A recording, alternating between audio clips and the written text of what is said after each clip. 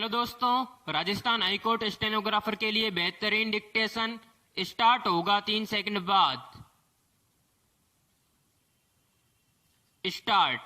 जब व्यक्ति प्राणायाम प्रत्याहार को साधते हुए धारणा व ध्यान का अभ्यास पूर्ण कर लेता है, तब वह समाधि के योग्य बन जाता है। विराम। समाधि के लिए व्यक्ति के मन में किसी भी प्रकार के बाहरी विचार नहीं होते। विराम। व्यक्ति का मन पूर्ण स्थिर रहकर आंतरिक आत्मा में लीन हो जाता है, तब समाधि घटित होती है। विराम। इसलिए समाधि से पहले ध्यान के अभ्यास को बताया गया है। विराम। ध्यान से ही चित्त विचार शून्य हो जाने की अवस्था में ही समाधि घटित होती है। विराम। पैराग्राफ। समाधि प्राप्त व्यक्ति का व्यवहार सामान्य व्यक्ति से अलग हो जाता है। वह सभी में ईश्वर को ही देखता है और उसकी दृष्टि में ईश्वर ही सत्य होता है। विराम। समाधि में लीन होने वाले योगी को अनेक प्रकार की दिव्य ज्योति और अलौकिक शक्ति का ज्ञान प्राप्त स्वतः ही हो जाता है। विराम। पैराग्राफ। समाधि समयातीत है, जिसे मोक्ष कहा जाता है। विराम।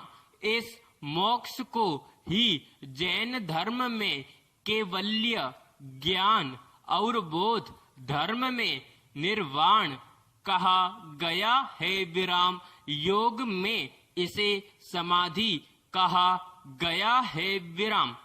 इसके कई स्तर होते हैं। विराम। मोक्ष एक ऐसी दशा है जिसे मनोदशा नहीं कह सकते। विराम।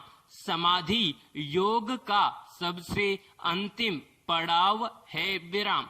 समाधि की प्राप्ति तब होती है जब व्यक्ति सभी योग साधनाओं को करने के बाद मन को बाहरी वस्तुओं से हटाकर निरंतर ध्यान करते हुए ध्यान में लीन होने लगता है। विराम। पैराग्राफ।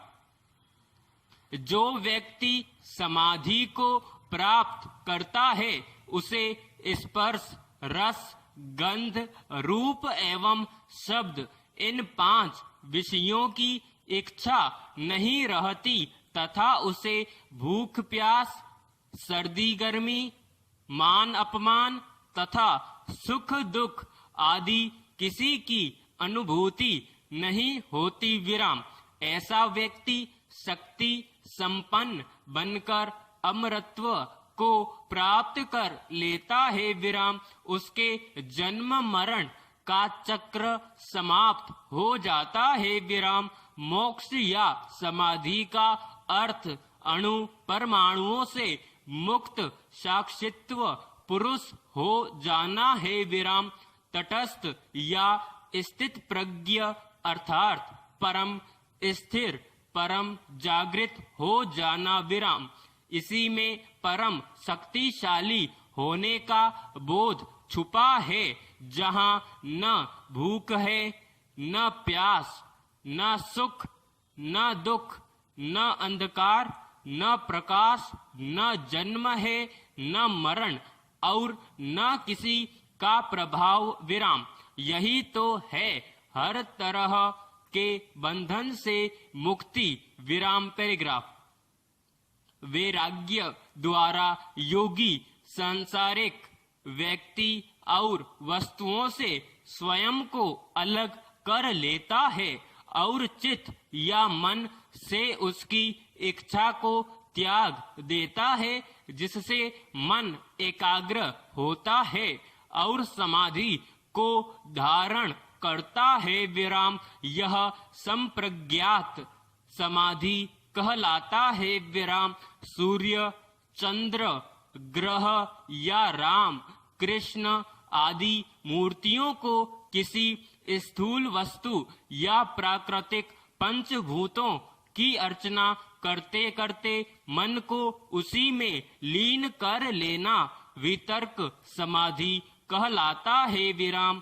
आनंदानुगत समाधि में विचार भी शून्य हो जाते हैं और केवल आनंद का ही अनुभव रह जाता है विराम। अस्मितानुगत समाधि में आनंद भी नष्ट हो जाता है विराम।